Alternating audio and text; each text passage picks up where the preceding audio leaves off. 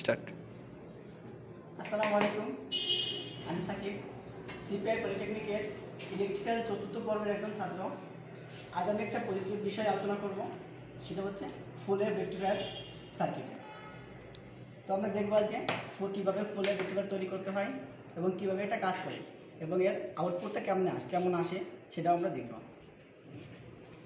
তো তার জন্য আমরা এখানে ইউজ করছি একটা ভেরিয়েবল পাওয়ার সাপ্লাই, এখানে একটা ট্রান্সফর্মার ইউজ করছি 3 অ্যাম্পিয়ারের, দুটো ডায়োড ইউজ করছি যার মান 4007 এবং অসিলোস্কোপ ব্যবহার করতেছি এর ওয়েভশেপটা দেখার জন্য।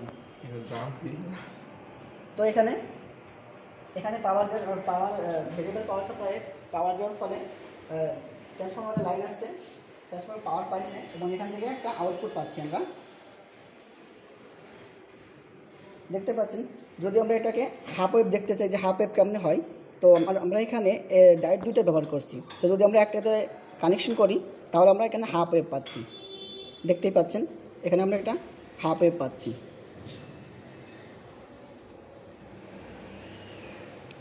এবং যদি আমরা, যেহেতু এটা সেন্টার ট্যাপ ট্রান্সফর্মার, সেহেতু আমরা যদি অন্য যে প্রান্ত, সেই প্রান্তের অন্য প্রান্তে যে হাফ ওয়েভে দিই তাহলে দেখি এটাও হাফ ওয়েভ পাচ্ছি, দুটাই আমাদের হাফ ওয়েভ পাচ্ছি। এখন যদি আমরা এটাকে ফুল ওয়েভ করতে চাই তাহলে এখান থেকে যে আউটপুট দুটো পেয়েছি, আমরা দুটা হাফ ওয়েভ পাচ্ছি। তো এই দুটাকে আমরা যদি শর্ট করে দিই, এখানে দেখতে পাচ্ছেন এটাকে একটা তার দিয়ে শর্ট করে দিলাম।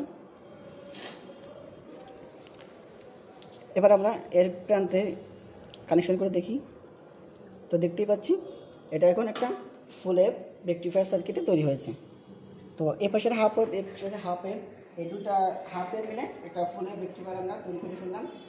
তো এটা হচ্ছে আমাদের আজকের প্রজেক্ট, ফুল ওয়েভ রেকটিফায়ার সার্কিট কীভাবে তৈরি করতে হয়, কীভাবে কাজ করে এবং ওয়েবসাইটটা কেমন হয়, এটা আপনাদেরকে দেখালাম।